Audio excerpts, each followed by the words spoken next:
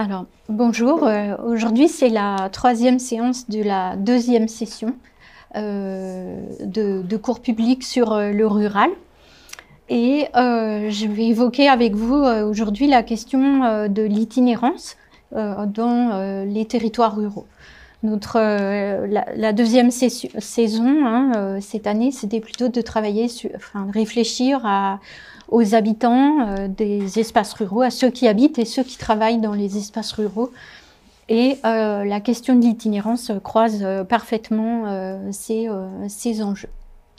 Donc, en général, les photos sont de moi, sinon c'est des extraits de sites internet. Voilà, donc peut-être que c'est pas très bien référencé. Alors, l'itinérance, c'est quelque chose qui a longtemps été considéré comme d'un autre âge, quelque chose qui était en voie de disparition, avec des formes qui étaient plutôt vouées un petit peu... qui était le témoin d'une vie ancienne du rural, en particulier pour les commerces alimentaires. Si on se place 10 ans en arrière, on se rend compte que finalement, on ne donnait pas très cher de la permanence de commerce en milieu rural. Aujourd'hui, l'itinérance prend différentes formes. Elle est considérée comme une forme d'innovation et elle est portée par une diversité d'acteurs, publics, privés, des anciens, des nouveaux habitants ou des anciens pratiquants, enfin des secteurs pratiquant déjà l'itinérance ou de nouveaux secteurs.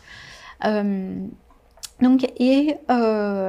est désormais reconnue et en tout cas valorisée, encouragée aussi dans le cadre des politiques de développement rural.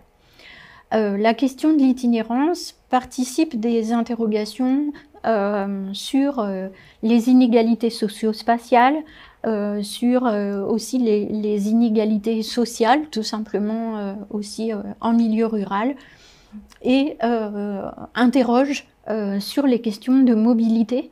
On sait qu'aujourd'hui, la mobilité douce, remise en question de la voiture notamment, ou du tout voiture, participe des questionnements sur l'itinérance.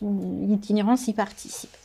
Ce que je vous présente ici, c'est pas le résultat d'une recherche en soi, c'est plutôt un croisement de différents travaux et un dépouillement régulier de Internet, de la presse sur le rural et l'itinérance. Donc j'avais travaillé sur les crémiers fromagers, donc les commerçants de produits laitiers. Et en particulier en milieu rural, il y a pas mal de commerçants de crémiers fromagers qui sont itinérants. Alors avec une double acception chez les commerçants de l'itinérance. C'est-à-dire qu'on parle de commerçants itinérants à la fois pour des commerçants de marché, où on assimile itinérants et ambulants, des commerçants de marché, mais aussi des personnes qui vont de village à village ou de maison en maison. Et en fait, je m'étais rendu compte qu'il y avait une grande diversité de formes et surtout que les syndicats les connaissaient très peu dans les années 2010. Aujourd'hui, on les revalorise. J'avais aussi fait le constat de la faiblesse des recherches avec un S sur ce thème et j'avais encouragé une étudiante à faire un mémoire sur le commerce alimentaire itinérant il y a de ça 5-6 ans. Et c'était vraiment très original, peut-être plus de 6 ans, peut-être. Ouais. Et aujourd'hui, par exemple, si je vous dis, j'ai au moins 2 ou 3 stagiaires qui travaillent sur cette question avec en réponse à une demande professionnelle. C'est même pas un chercheur qui demande. Donc c'est vous dire qu'on a changé de vision. Alors, je croise aussi avec des travaux sur la culture en milieu rural. On aura une séance aussi sur la culture, avec des formes spécifiques et qui est aussi interrogée, qui s'est peut-être aussi maintenue plus longtemps, mais qui aujourd'hui fait à nouveau l'objet d'interrogations, d'innovations. Et puis aussi à travers les travaux que j'ai pu conduire avec Patrick Grimaud sur pauvreté, précarité en milieu rural, et notamment les liens entre pauvreté, précarité et politique publique, travaux que je vous avais présentés l'année dernière. C'est un exposé en 3 temps avec un volet un petit peu plus interrogatif, donc ça fera 4. Sur quelques mots sur les enjeux de mobilité en milieu rural et donc le contexte.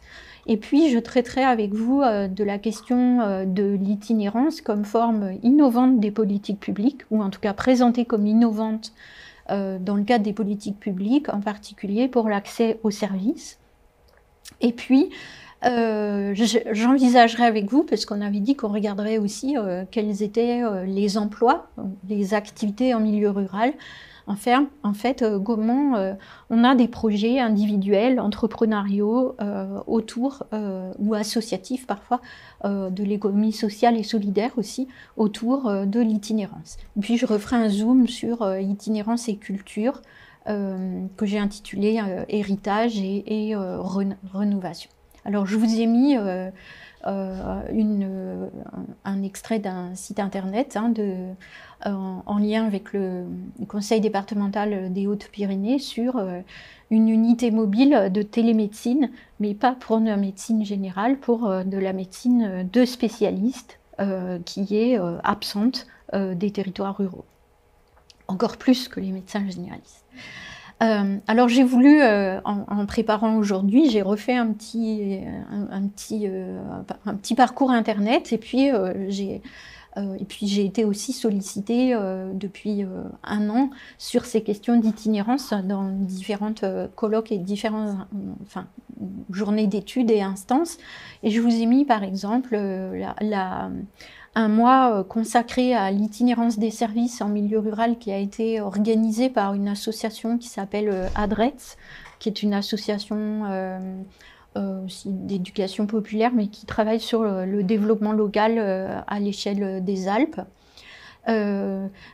Les centres sociaux ont eux-mêmes eu pour thème, lors de leur rencontre au dernier congrès, pris pour thème les centres sociaux itinérants, donc ça date d'une dizaine de jours.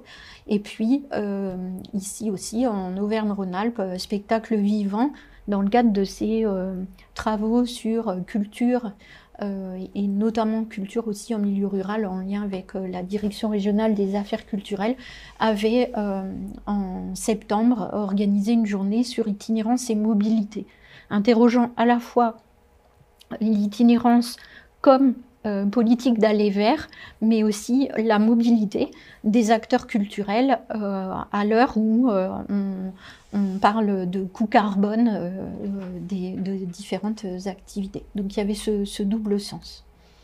Et puis, je vous ai mis un extrait de la Gazette des communes qui reprenait notamment un travail sur les zones blanches pour l'égalité homme-femme, et notamment s'interrogeant sur l'égalité homme-femme en milieu rural, et donc qui a fait un focus, ce rapport sénatorial qui date de l'année dernière, je crois, aussi sur la question de l'itinérance, en quoi c'était quelque chose d'important pour la garde d'enfants, pour aussi l'accès à la santé, et en particulier aux spécialistes, encore une fois, en gynécologie, etc., et de prévention en termes de santé en milieu rural, et en particulier là, dans ce cas-là, le cas des femmes. Sur le site du conseil départemental du Nord, là, vous voyez, 20 avril 2022, mobilité en milieu rural, c'est le moment de déposer vos projets, et on a une rubrique un peu itinérance, enfin on va retrouver l'itinérance dans les questionnements sur la mobilité, vous voyez, et je trouve que c'est intéressant, le terme même de mobilité inversée.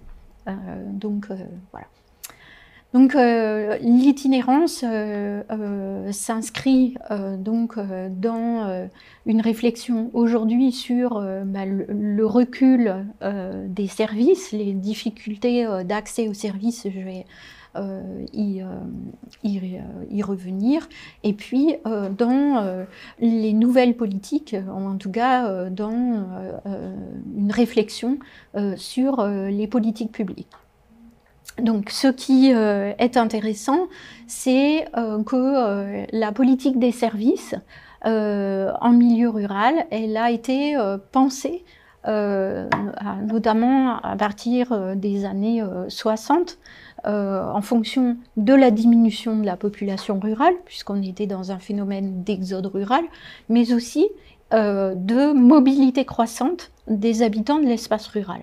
Donc l'idée a été de diminuer l'offre de services en présentiel face à la diminution de la population, et en se disant aussi qu'on avait une population mobile, donc on pouvait éloigner les services. Je vous donne un exemple, hein. Par exemple, si on prend l'école, eh bien chaque hameau avait une école.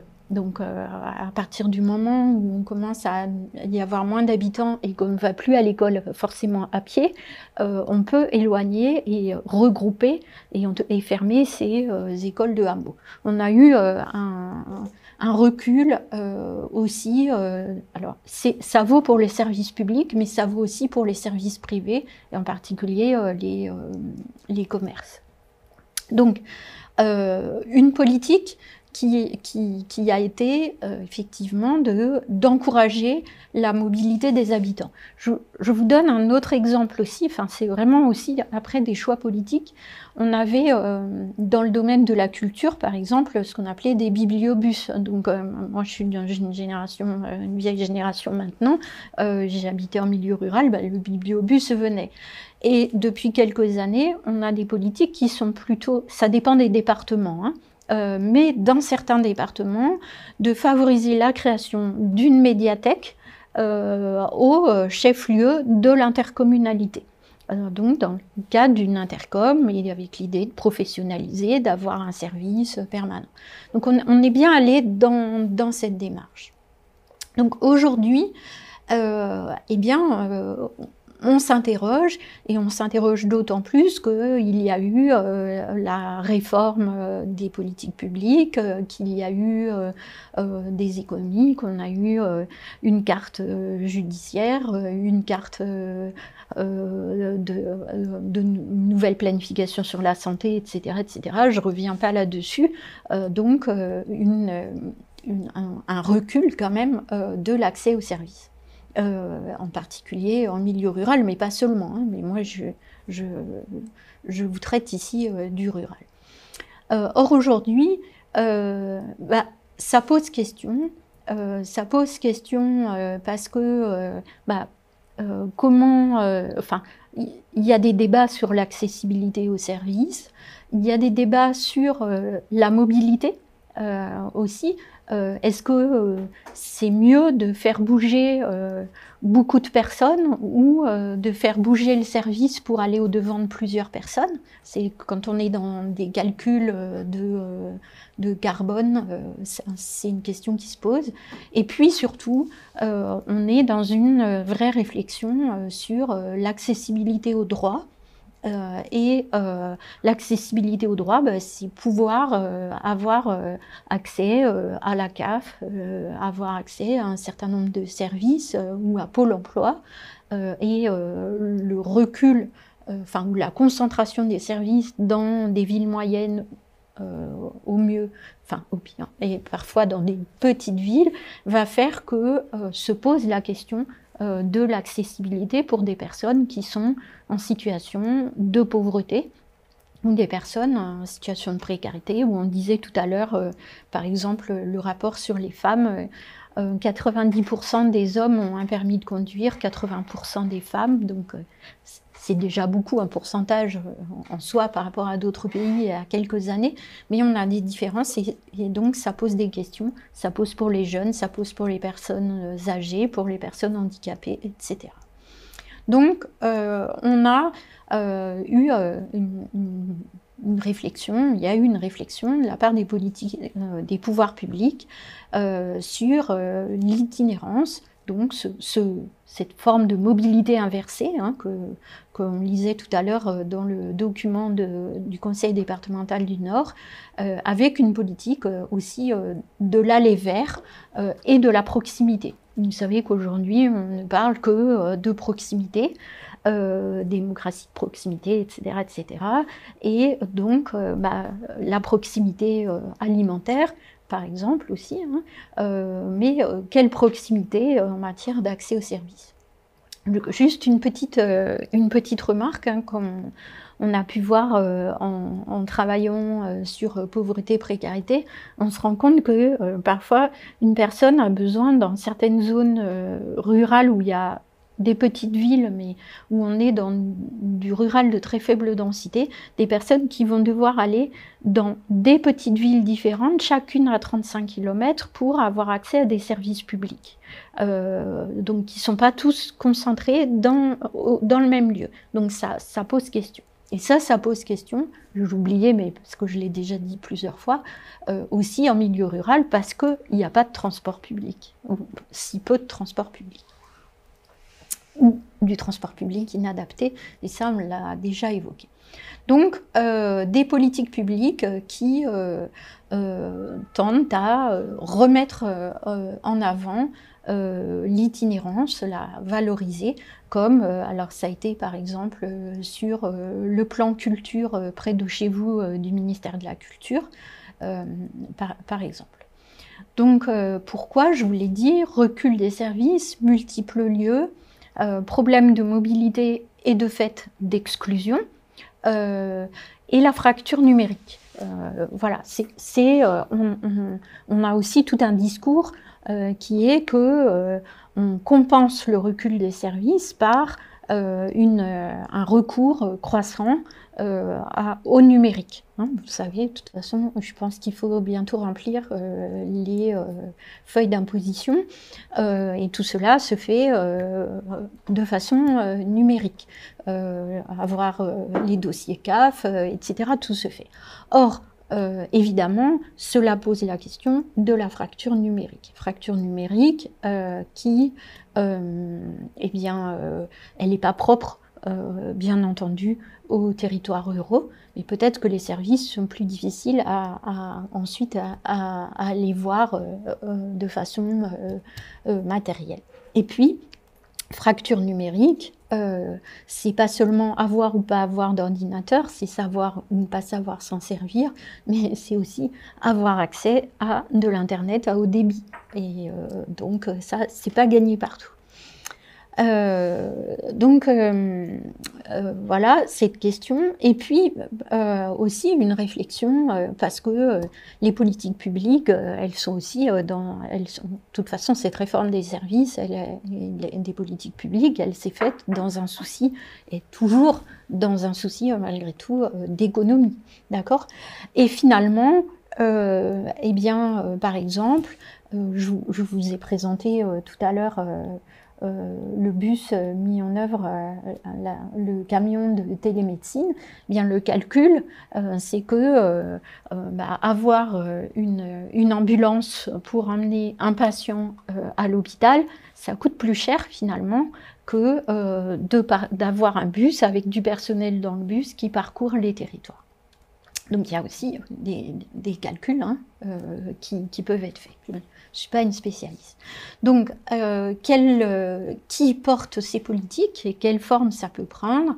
Eh bien ces politiques, elles sont portées par l'État. Et on a donc, je vous disais tout à l'heure, un éclatement des services, l'idée de développer le numérique, mais aussi d'accompagner les habitants dans l'usage du numérique. Bon, ça, c'est la politique de ce qu'on a appelé de France Service. C'est des lieux où on va pouvoir avoir un accès préférentiel à différents types de services publics avec une personne qui sait vous aider et vous accompagner sur un ordinateur pour faire les démarches, voire qui a un accès privilégié au téléphone avec les services directement. Donc France Service, c'est une politique qui s'est développée, ça s'appelait autrement il y a 2 ans, et aujourd'hui on va encore plus loin, c'est-à-dire qu'on est dans France Service itinérant. C'est pas seulement un lieu où on va tout regrouper, c'est l'idée qu'on va essayer d'aller au plus près. Alors avec des tas de questions, j'y reviendrai après. Des conseils départementaux, je vous ai montré tout à l'heure l'appel à projet mobilité d'un conseil départemental, des communes, et je vous ai expliqué là l'accès à la médecine dans un département des Pyrénées, mais aussi les communautés de communes, par une question qui se pose très clairement aussi avec l'élargissement des intercommunalités, qu'on a déjà évoqué, liées à la loi NOTRe. Et de fait, on peut avoir des intercommunalités, j'ai mis communautés de communes, mais c'est souvent aussi des communautés d'agglos, hein, quand elles sont très larges, qui peuvent avoir entre 70 et 100 communes, donc doivent elles aussi, ou se mettent elles aussi à penser le lien de proximité avec leurs habitants, et donc penser l'itinérance. Donc en pensant plusieurs services ou un seul service. Alors je vous ai mis 2 exemples. Un exemple qui est aujourd'hui cité à peu près partout et convié dans quasi tous les séminaires autour de l'itinérance des services, c'est le camping-car de la communauté de communes de Thiérache-Sambre-et-Oise. Alors, je ne sais pas si vous savez où se trouve la Thiérache et la vallée de la Sambre. C'est à la frontière franco-belge, à l'extrême nord du département de l'Aisne, à la limite aussi avec à la frontière belge. Hein. La vallée de la Sambre, c'est Maubeuge, etc. Qui donc a ce camping-car. Donc, et vous le voyez, quels sont les services publics, un service de proximité, un accompagnement pour vos démarches, etc. Une permanence tous les mois au cœur de votre village dans un véhicule itinérant.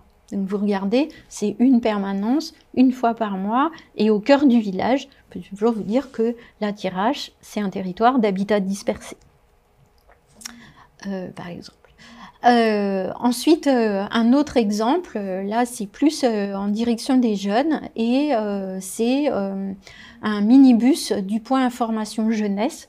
Il y a eu beaucoup de travaux ces dernières années sur la jeunesse rurale, la formation, le recours au droit, les informations sur ou la sensibilisation aux addictions, notamment pour les jeunes, la prévention santé, etc. Et du coup, là, c'est donc Roussillon-Conflans. Cette fois, on est presque à la frontière espagnole. Donc, des points d'information jeunesse qui sont complétés par un minibus aménagé qui se déplace dans les villages, qui va au-devant des jeunes et qui est à chaque fois aussi l'occasion de faire des animations. C'est-à-dire que ce n'est pas seulement un moment où on va répondre à des attentes des jeunes, mais c'est un moment où on va essayer d'organiser aussi des animations du collectif. Donc ça, je pense que c'est aussi des choses intéressantes. Et puis, là, je vous ai mis le site internet de la Direction départementale des territoires de la Marne, avec donc un volet développer les services itinérants ou de livraison, donc pour rapprocher les habitants. Hein. Donc on est bien dans ces politiques, avec une politique visant à soutenir les services itinérants, qu'ils soient publics ou privés. Donc vous voyez bibliobus, bus internet, cinéma itinérant, on y reviendra. Et puis on est donc dans des dispositifs qui sont aidés pour différents acteurs qui interviennent en milieu rural. Donc, par exemple, des associations porteuses de projets en lien avec l'itinérance, et des associations qu'on peut, qui agissent dans le cadre aussi de la lutte contre la pauvreté-précarité. Et je vous ai mis en particulier l'aide alimentaire en milieu rural, puisque je suis entrée aussi par les questions de pauvreté, par cette question d'alimentation, et le constat avec une doctorante qui travaille sur pauvreté, précarité, alimentation en milieu rural, que justement, comment peut-on avoir accès à l'aide alimentaire en milieu rural? Alors il y a les CCAS, donc les centres communaux d'action sociale, mais si vous prenez Restos du Cœur, Croix-Rouge, qui font l'aide alimentaire au ciel avec la banque alimentaire, souvent ils sont situés dans une ville moyenne ou dans une petite ville. Donc comment on va aller chercher l'aide alimentaire ou la distribuer à des personnes qui ne sont pas mobiles physiquement, hein. Donc ça pose une question. Et justement, la Fondation de France avait financé des services mobiles, hein, de distribution de l'aide alimentaire. Et notamment, par exemple, on avait la Croix-Rouge sur Roue, par exemple, dans le département de l'Ain, et elles avaient des grosses difficultés financières. Mais ce qui est intéressant, c'est qu'aujourd'hui, dans le cadre du programme France Relance, on a eu des financements qui ont abondé et qui ont permis de développer ce système. On est loin encore d'avoir un accès partout, mais voilà, on a une diffusion. Et puis, je vous ai mis aussi une initiative, celle des Compagnons Bâtisseurs Rhône-Alpes, qui, eux, interviennent sur le logement indigne en particulier, et qui donc ont créé, surtout dans les départements Ardèche-Drôme, un bricobus, donc qui intervient à la fois dans les quartiers, sur l'ensemble du territoire. C'est-à-dire, c'est pas seulement rural, et de deux façons. Bricobus, pour des petits travaux, en venant avec des outils et une aide pour établir des petits travaux, ou aussi après pour des chantiers solidaires plus importants pour mettre des logements par exemple aux normes, ou en tout cas réduire la fracture et la facture énergétique dans certains types d'habitats. Et puis, par exemple, aussi, tout récemment, l'Union départementale des associations familiales du Puy-de-Dôme, qui a créé un camion mobile qui va dans une partie du département du Puy-de-Dôme, et va développer d'autres camions, là aussi, pour en soutien aux familles, appui, y compris pour remplir des dossiers d'aide. Donc, je trouvais que c'était intéressant de montrer cette politique d'aller vers, elle est aussi relayée. Et puis, décidément, il manque beaucoup de S. L'accès, c'est pas seulement l'accès aux services dits essentiels. On pense alimentation, on pense santé, on pense... c'est aussi penser, ou l'accès aux droits, mais c'est aussi penser culture et loisirs, qui sont aussi des droits, et qui sont aussi importants. Et du coup, il y a quelques initiatives qui vise aussi à promouvoir, en tout cas à essayer d'apporter des outils pour développer la culture et loisirs. Culture, je reviendrai, mais type de loisirs, je vous ai mis par exemple un camion, un petit camion, une camionnette mobile sport, qui est financé par, enfin pas financé, mais en tout cas mis en œuvre par un comité bidépartemental Ardèche-Drôme, pour offrir des équipements sportifs, ou en tout cas des outils, plus un accompagnement aux communes rurales qui en font la demande, ou à des associations qui en font la demande. C'est pas pour des individus, là c'est répondre à une demande de collectivité, ou de collectivités ou d'associations. Et donc je pense qu'ils ont un très très grand succès. Je pourrais citer aussi des des services de loisirs comme ça, ou des loisirs itinérants qui se développent. On a des ludothèques, on va trouver en ville, et beaucoup de ludobus, hein, ça se développe pas mal. Donc par exemple dans le département de la Loire, dans le territoire de Rive d'Agier, dans l'Intercom, il y a un ludobus qui est porté par une association d'éducation populaire, les Francas. On en a aussi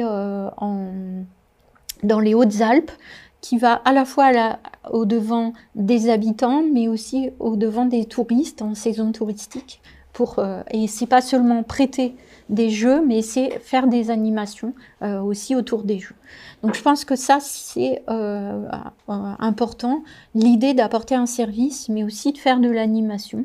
Et c'est aussi, par exemple, ce que faisait le centre social du Diois, qui a été assez pionnier dans l'idée d'avoir en fait, le Diois, c'est un territoire très large. Le centre social est porté par l'intercommunalité, avec des villages très très isolés, très peu de petites villes.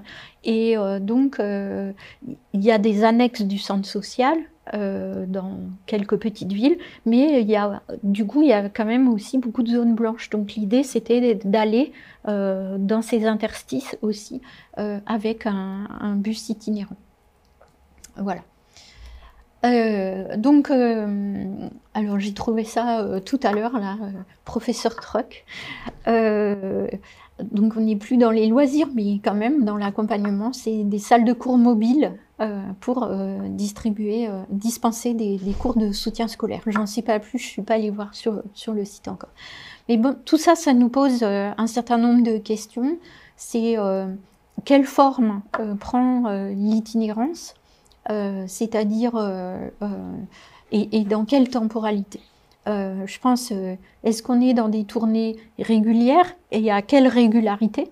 C'est ce qu'on a vu tout à l'heure, une fois par mois sur la place du village, où c'est plus fréquent ou moins fréquent. Saisonnière, il y a aussi, donc j'ai cité le ludobus des Hautes-Alpes, qui s'appelle le Ludobule, je crois, mais aussi des offices de tourisme qui ont un bus pour aller sur les sites touristiques et informer de ce qu'on peut faire. Et je trouve que c'est intéressant parce que vous avez ça à la fois pour les touristes, mais aussi pour les habitants, dans des lieux où ils vont plutôt l'été, pour les informer de ce qu'on peut faire sur le territoire de leur intercommunalité. Donc tournée régulière, saisonnière, sur demande. Est-ce que c'est des demandes des collectivités ou collectives via des associations, ce qu'on a vu tout à l'heure par exemple pour le sport, ou à des demandes individuelles à un moment d'accompagnement. Donc ça, c'est aussi une vraie question de l'aller vers, parce que on peut aller dans un bus, mais au centre du village, mais comment on va chez une personne qui ne peut pas se rendre au centre du village, par exemple, hein. Donc n'oublions pas l'habitat dispersé en milieu rural. Donc voilà, c'est une question qui se pose, place du village ou auprès de l'habitant. Je trouve qu'on a eu des débats à certains séminaires. Oui, bon, place du village, c'est déjà bien. Oui, mais voilà, les personnes. Donc il y a aussi à penser entre les différentes formes d'itinérance et aller vers ou proximité, jusqu'où. C'est des questions qu'on peut se poser, c'est des bonnes questions pour des géographes.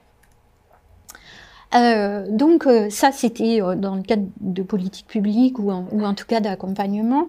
Je voulais venir aussi avec vous sur des formes de réinvention de l'itinérance qui peuvent être portées donc par des projets individuels entrepreneuriaux.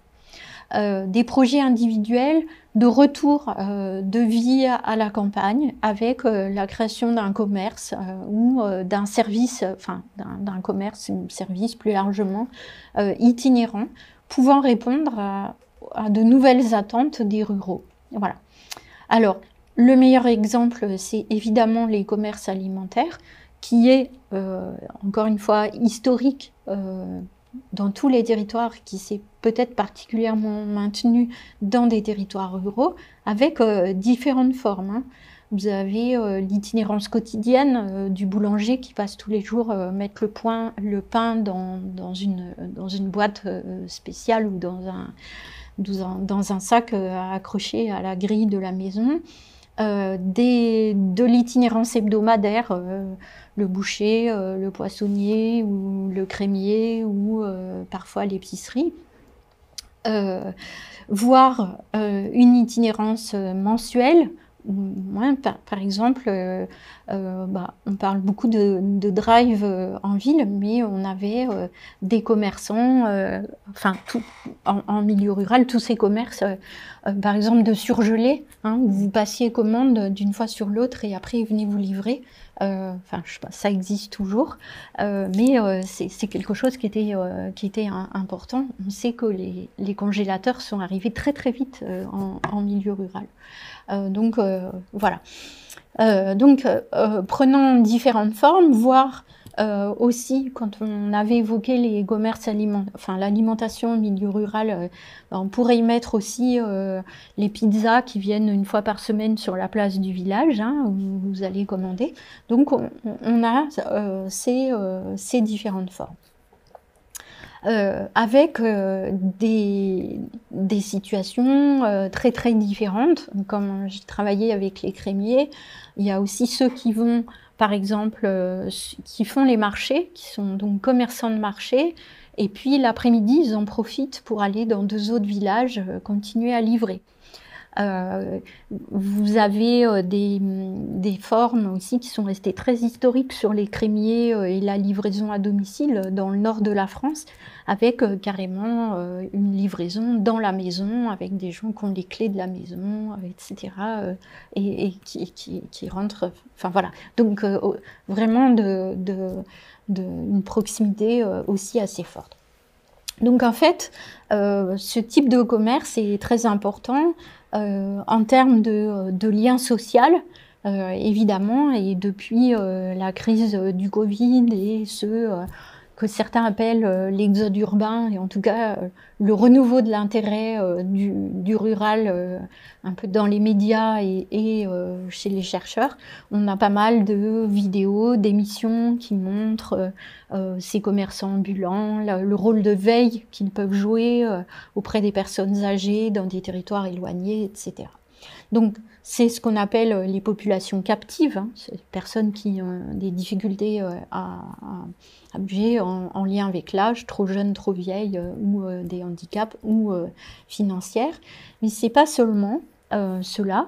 La livraison du pain, des courses, aujourd'hui, c'est comme une sorte de drive, hein, d'une certaine façon, réinventé, hein, en tout cas un mot plus à la mode que commerce ambulant.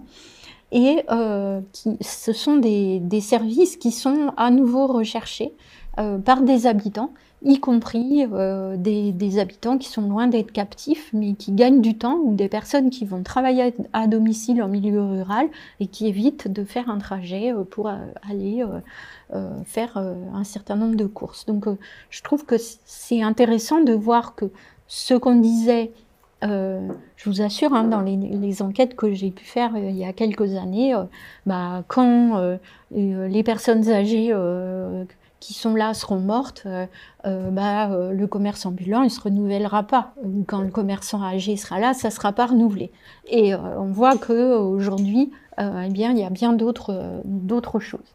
Alors avec un renouvellement, de nouvelles formes, hein, de nouveaux installés, le commerce vrac, dans les épiceries, des food trucks ruraux, aussi des formes plus à la mode, on va dire, ou répondant à plus de demandes. Et puis, toute une série de réflexions. Je vous ai mis un extrait du site Tournujois Vivant, qui a fait l'objet, dans le Tournujois, il y a eu un financement au titre d'un programme POPSU petites villes et territoires ruraux qui portaient sur l'alimentation et la démocratie, voilà, et les liens élus et besoins de la population.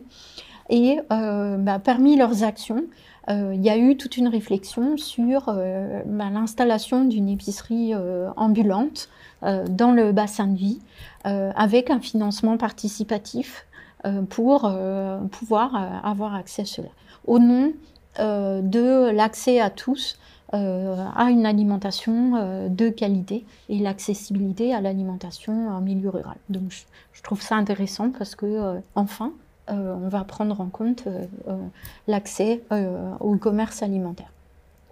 Et puis du coup, qui est relayé par ce site, je vous ai mis un extrait d'une revue Vent du Morvan qui montre que c'est aussi un métier. Voilà, je trouvais que c'était intéressant. Activité économique et activité de service de proximité, un métier spécifique où il faut prendre le temps, discuter. D'ailleurs, on a bien vu que dans certains supermarchés, aujourd'hui, il y a des caisses spécifiques où on peut discuter, hein, voilà, de lien social. Eh bien, c'est aussi ce qu'on valorise sur ces commerces.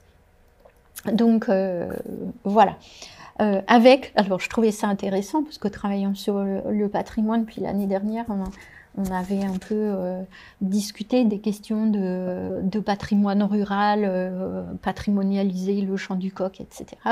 Et là, dans ce texte, on dit, voilà, c'est un patrimoine à reconnaître et à développer, le maintien de ces commerçants ambulants. Donc le faire reconnaître comme un patrimoine culturel. Enfin, voilà, c'était un petit clin d'œil. Donc je vous ai mis, j'ai fait une sorte de petit, on va dire, veille de presse de la Voix de l'Ain, voilà, et quasi là, tous les 2 mois, 3 mois, on montre quelqu'un qui s'est installé soit en épicerie, soit en restaurant. Donc là, c'est vendre des tacos. Donc voilà. Donc pourquoi aussi c'est un intérêt, c'est aller au-devant, c'est travailler en milieu rural, mais il y a aussi des intérêts financiers, hein, c'est un coût moindre que d'avoir un camion par rapport à une boutique en termes de coûts immobiliers, de foncier bâti. C'est aussi une façon d'aller au-devant de la clientèle plutôt que d'attendre dans un magasin avec des heures creuses, etc. C'est aussi une façon de voir le commerce autrement.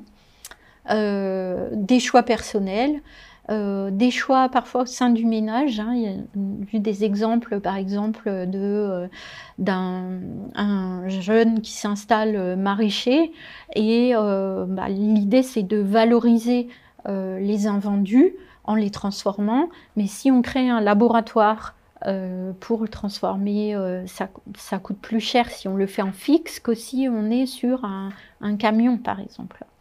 Et donc, le maraîcher s'est installé et sa femme, elle fait food truck. Food truck qui va aller faire une offre de restauration, lors des événements en milieu rural, etc. Et puis, ce qui est intéressant, c'est la diversification des offres. Il y a eu des films célèbres il y a quelques années sur les coiffeurs, un coiffeur ambulant, je crois. Donc coiffeur ambulant, librairie ambulante, il y a même un roman anglais sur les librairies ambulantes. Vous savez, les Anglais, ils aiment bien des romans un peu faciles sur le retour à la vie rurale. C'est un petit peu, voilà, et puis, donc il y en a avec aussi cette fois d'autres questionnements parce que ça peut être dans le camion, mais c'est aussi l'itinérance parfois à domicile. C'est-à-dire aller jusque pour le coiffeur, par exemple, c'est pas forcément dans le camion, c'est aussi chez vous. Et ça, c'est des offres qui se diffusent fortement. Où certains se retrouvent sur une place, ou vont au moment d'un marché, ou sur un marché collectif, collectif sur un terrain privé. Donc je vous ai mis là par exemple un coiffeur, un salon de coiffure ambulant, donc sur un site internet commerce ambulant. Et puis une itinérance aussi autour du paramédical, dans l'offre de santé. Un éthiopathe qui a son cabinet, c'est moins cher qu'installer un cabinet, un bus aussi, et qui va les jours de marche, sur les marchés, les jours de marché. Et ici, le site d'une psychologue qui dit que voilà, elle constate la difficulté d'accessibilité aux soins en milieu rural, en particulier de psychologues et tout ce qui est aussi soins psychiatriques, hein, ça c'est avéré, et qui dit que bah voilà, elle offre ses services avec donc différentes modalités. Et c'est ça que je trouvais intéressant, c'est de s'interroger sur ce que c'est, ce que ça signifie. C'est-à-dire chez vous, dans une salle neutre, ou forme de téléconsultation. Et salle neutre, c'est quelque chose qui est intéressant, parce que ce que j'ai oublié de vous dire tout à l'heure pour l'aide alimentaire, c'est que l'aide alimentaire la fameuse Croix-Rouge sur roue, bah, c'est pas si facile que ça, parce que tout le monde dans le village voit que vous avez accès à l'aide alimentaire. Donc il y a cette idée aussi de stigmatisation dans certains cas. Donc je trouvais que c'était intéressant, cette idée de salle neutre, de lieu neutre, etc. Voilà. Ces projets sont tellement importants qu'il y a des entreprises qui sont créées de services aux commerçants ambulants. C'est Mon Petit Camion qui a été porté par une sorte de pépinière d'entreprise et qui fait un diagnostic sur un territoire des besoins en termes de commerce, par exemple, en lien avec quelqu'un qui veut s'installer et une collectivité territoriale. Et puis, je trouve qu'on va de plus en plus loin. Je me disais que l'itinérance, ça pouvait être aussi finalement les abattoirs mobiles aujourd'hui, qui est une nouvelle forme de réponse à un besoin, sociétal et un besoin de soins, cette fois des animaux. J'ai trouvé ça hier, dans un magazine sur le fromage, hein, sur un laboratoire, ce qu'on appelle laboratoire, c'est-à-dire un atelier de transformation itinérant. Et je trouvais ça intéressant, donc dans ces projets de transformation, avec des arguments. Donc c'est deux femmes, à nouveau on va trouver des femmes, fabriquant un fromage, ce qu'on appelait, on les appelait fromages de récupération, c'est-à-dire c'est le fromage qu'on fait à partir du petit lait d'autres fromages. Et donc elles réinventent un produit, le Greuil, dans les Pyrénées, et elles vont dans un rayon, je crois, de 20 km,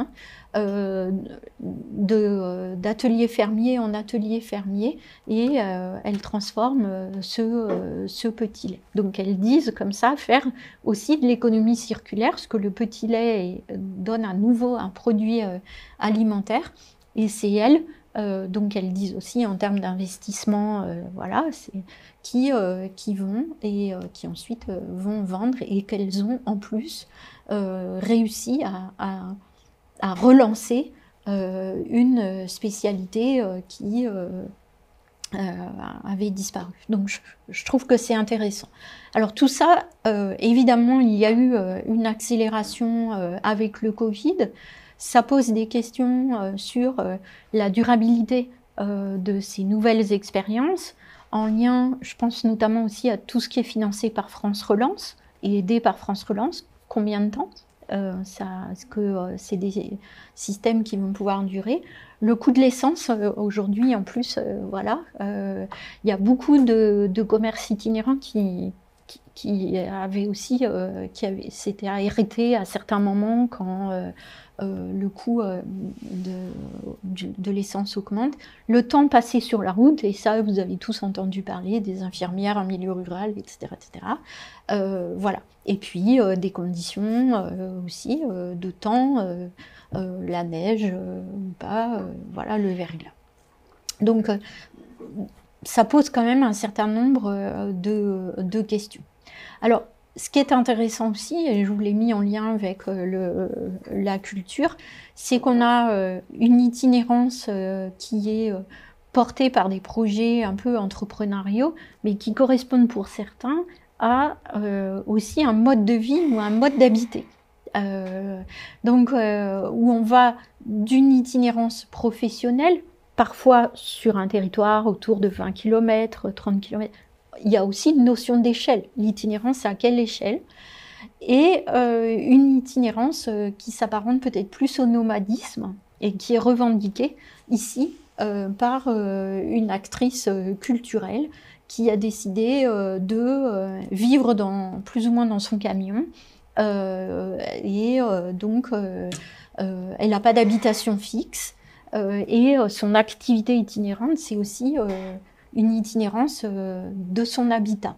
Et ça, on va le retrouver chez les acteurs culturels, mais il ne faut pas oublier aussi un acteur qui est comme ça important. J'ai dirigé une thèse qui a été faite par Aurore Navarro sur les commerçants de marché.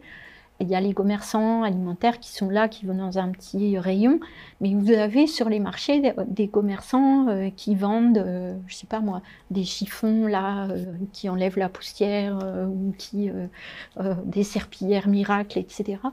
Ceux-là, ils partent des mois entiers, faisant marché en marché. Et on est aussi un peu dans cette forme de nomadisme. Voilà. Donc, c'est aussi des questions, c'est plus des questions que je vous pose voilà, à ce propos. Donc, il ne me reste pas beaucoup de temps sur la culture, mais comme je reprendrai une séance sur la culture, je pourrais redévelopper.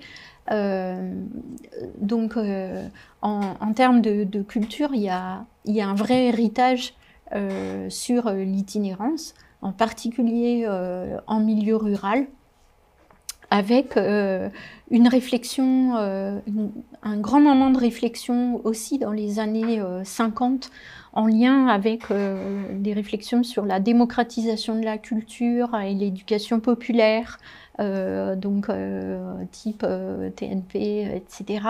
Et certains, notamment metteurs en scène, qui vont aller dans des territoires ruraux, mettre en scène je pense à toute une série de choses qui sont faites dans les côtes roannaises, dans le forêt, pardon, près de Montbrison, à Saille-sous-Couzan, par exemple, où il y a eu des metteurs en scène lyonnais qui sont venus dans les ruines du château. Enfin, il y avait toute cette démarche d'aller vers. Très importante dans les années 50, en particulier dans le domaine du théâtre. Et puis, y a la tradition du cirque aussi, qui par définition nomade, et aussi des spectacles de marionnettes. Les premières représentations de cinéma en milieu rural étaient aussi itinérantes dans les salles de café en particulier. Donc, elle s'est maintenue, cette itinérance, pour quelques équipements de proximité, notamment le cinéma. On a un cinéma itinérant porté par des associations d'éducation populaire, les bibliobus, dans certains départements et certains secteurs, et aussi des stratégies intercommunales, parfois sur les écoles de musique qui sont itinérantes. Alors pas dans un véhicule, mais allant de lieu en lieu. Avec des associations d'éducation populaire qui sont qui portent, par exemple le cinéma itinérant, c'est surtout la FOL, et donc la Fédération des œuvres laïques et les foyers ruraux notamment. Et puis, cette itinérance, elle fait l'objet d'un renouveau depuis quelques années. La pratique est vivace, elle est même attractive. On en reparlera avec la question des artistes en milieu rural. Et avec la création, en 2011, d'une association nationale des cinémas itinérants. Donc, ces cinémas itinérants, ils existaient. Le Centre national du cinéma régulièrement subventionne, fait des plaquettes. Mais là, ils se sont regroupés en 2011 à générer des cartes de circuits de cinéma itinérants. Et aujourd'hui, ils font une vraie promotion du lobbying, réfléchissent aussi au confort des salles, à comment, une fois qu'on est dans une salle, on fait venir les gens dans la salle, parce qu'on ne résout toujours pas nos problèmes d'habitat dispersé.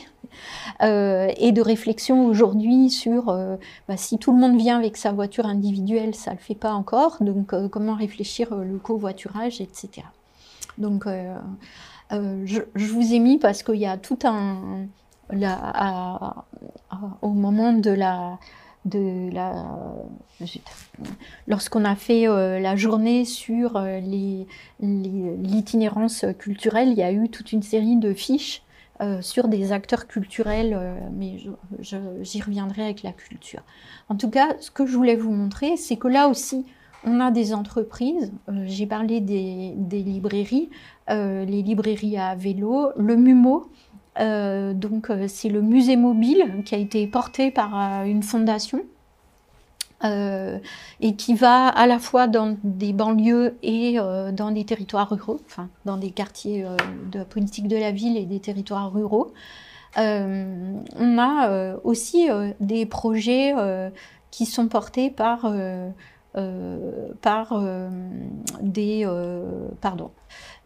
des conseils départementaux. Voilà, je trouvais plus un conseil régional, le conseil régional de Bourgogne-Franche-Comté, qui est une région très fortement rurale, et qui a créé un festival Idylle Terre de Rêve, un chant des possibles qui se déplace dans les territoires.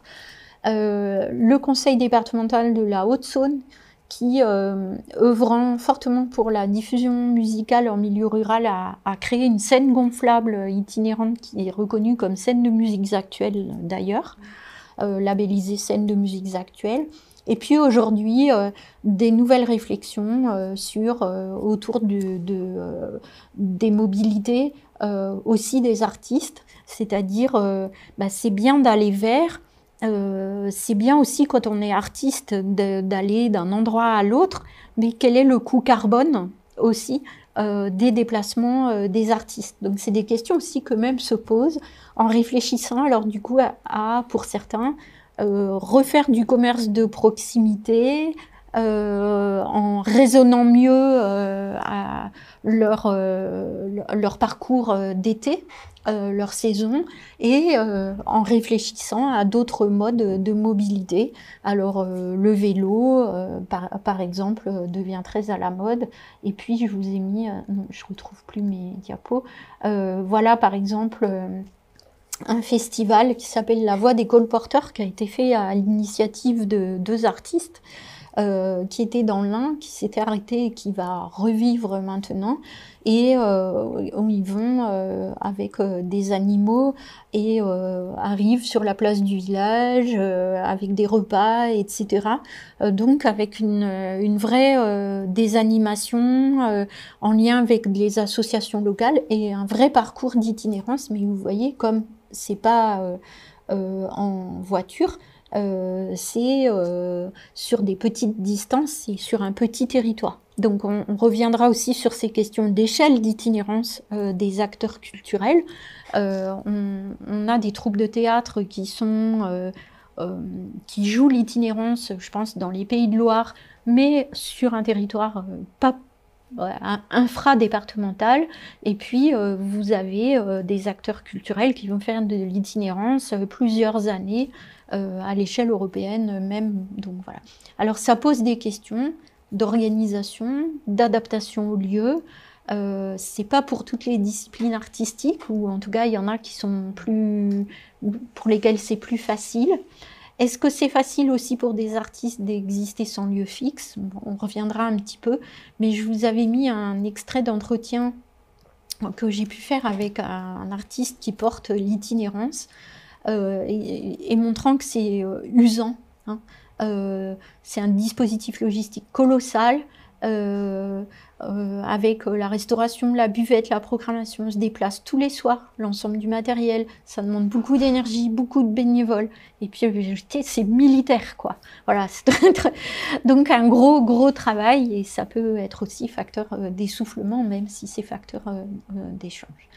Donc, je vous ai mis des petites questions, autant sur la culture, l'itinérance des artistes. Enfin, l'itinérance, c'est quoi? L'itinérance des artistes ou l'itinérance des œuvres ou l'itinérance du public? Parce qu'aujourd'hui, on a aussi l'idée de contes, de marches comptées. Donc, où on va se promener, le conteur vient et le public lui-même déambule.